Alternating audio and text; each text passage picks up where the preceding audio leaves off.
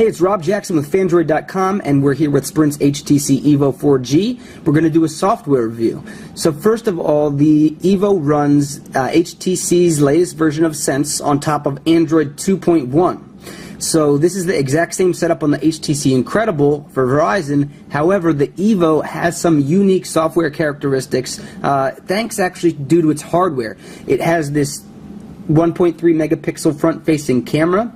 It has HDMI video out, and of course it has the 4G. It's called the Evo 4G, and it's on Sprint's 4G network. So we're going to dive a little bit into those features in depth, but first let's do a quick roundup of everything Android 2.1 and HTC Sense related, just to kind of catch you up to speed. You can always go back and look at our HTC Incredible review to learn about those things, because they don't really change from that phone to this one. So let's just do a quick recap before we look at the Evo-centric and Sprint-centric features of the Evo 4G. One great feature introduced with all Android 2.x phones is Google Navigate, and in this version of Android and HTC Sense it's called Navigator. You have this easy-to-use panel of 6 options. You can see there's voice search for easy use in the car, but if you click on navigation you can select your starting location, an endpoint, and ultimately get turn-by-turn driving directions. We mentioned voice-to-text, which is really important with Android 2.1 and the Evo 4G because it brings voice-to-text to more places. Whether you're writing an email or typing out a text message, you actually don't have to type it, you can just say it. So here we are in a text message, tap to compose, and this little, "Hello, my name is Rob and I am trying to text message you." And it should come up pretty flawlessly if you speak clearly. "Hello, my name is Rob and I'm trying to text message you." So there you go. Now you can press enter and send it off without having to bang out a long message using the keyboard. An aesthetically pleasing addition to Android 2.1 was live wallpapers. So you can go ahead and select a live wallpaper, which essentially is an animation going on in the background.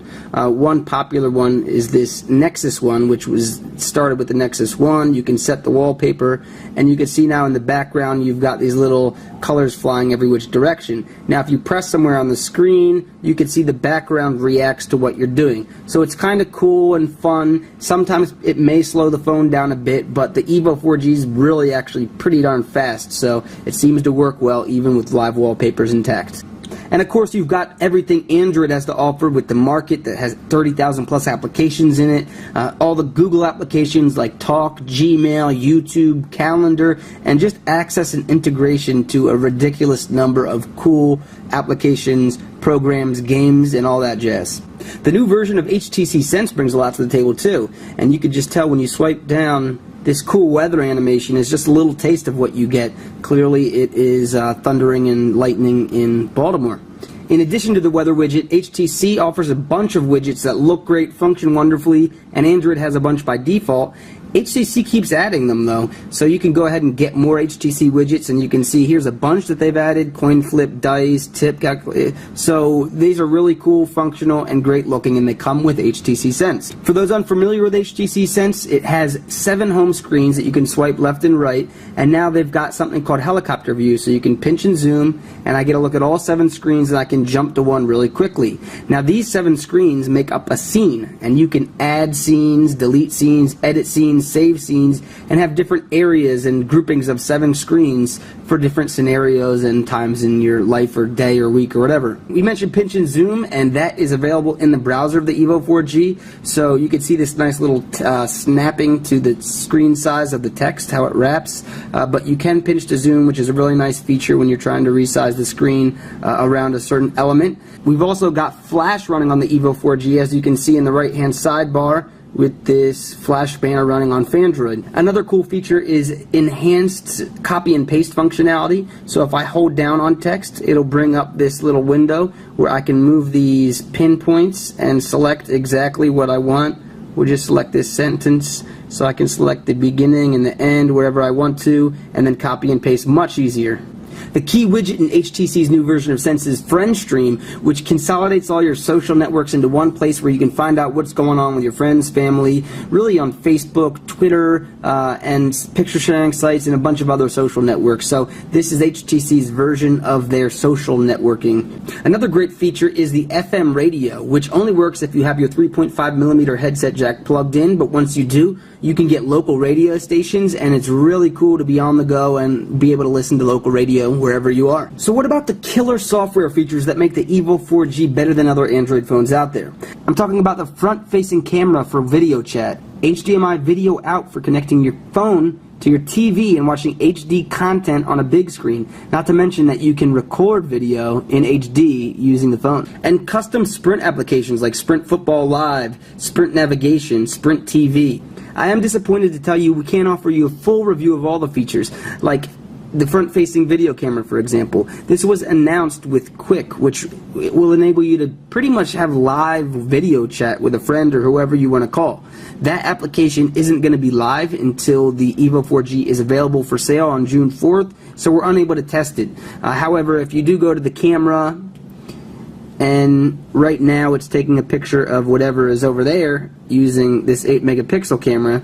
So if we put the Motorola Droid back here, you can see that's what it's taking a video of. But if I press menu and I go to settings, I can switch the camera to the front camera. There I am. What's going on? As I said in the hardware review, this is going to totally change the art of the self-pick. I can just perfectly pick my pose. The difference here is that developers are going to have access to this camera, so they'll be developing cool applications for it. We already have seen what Quick expects to do with the live video chat, but I would expect developers to come up with some pretty cool uses of the front-facing video camera and integrate them into their applications and into new applications. I think we'll see this front-facing camera on a lot more phones. You can see it hardly takes up any space, but it adds a new level of functionality to the phone. And before, I mean, a front-facing video camera was a cool idea, but the problem was the network speeds. It was just not fast enough. The phones weren't fast enough. They didn't have the reliability to offer that video streaming where the video was a good enough quality and it went fast enough. There was a huge delay and lag in the video, and it just wasn't realistic. But now with Sprint's 4G network, at least we're hoping, and combined with the power of Android and third-party developers, that we're going to be able to use this video chat in a new and meaningful and powerful way. Now, this video chat is a lot smoother and more powerful when you have Sprint's 4G network at work for you. It's only available in certain cities right now, but when this 4G network is working and humming along, it works flawlessly. The speeds are ridiculously fast. You're loading video on YouTube in high quality ridiculously fast.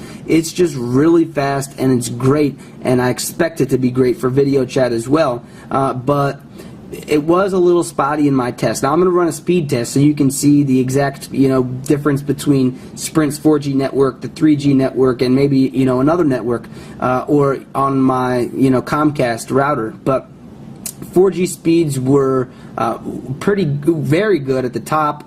Mediocre and spotty though, a little bit, and of course it depends what city you're in if you're going to get the coverage.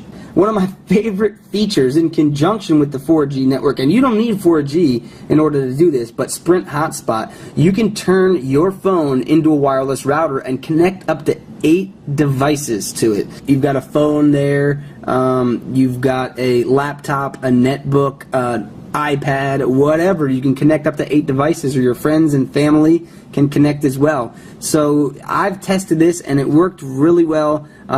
When you're stationary, it works a whole lot better when you're in a car, and of course, when you're in a car, you're also traveling in and out of service areas at times, but it worked tremendous with me. Pretty good on 3G and amazing on 4G, but I'll just show you how you connect. First of all, you've got your router name, so that was in there by default for me. You've got your security. I've got the password in there just as 12345678990, which was set at default, and you can manage users, so this will tell you who's connected and what devices and whatnot. Turn it on, we'll just press that and it will start the router up, and you can see that it's ready. So let's go ahead and connect our laptops. Alright, I've got my laptop here. I'm running Sprint Mobile Hotspot with 4G on the Evo, as you can see, and we are going to connect really quickly. In the bottom right hand corner there's the Evo network. Connect, and it should pop right up. So let's go ahead and see. We've got 5 bars on it. We'll do a quick Google search for Phandroid. And looks like it brings us right to the site and loads up pretty quickly. Let's go to a, here we go, let's go to the Evo ad and let's see how quickly video loads on the 4G using the hotspot feature. So this is the first commercial for the Evo.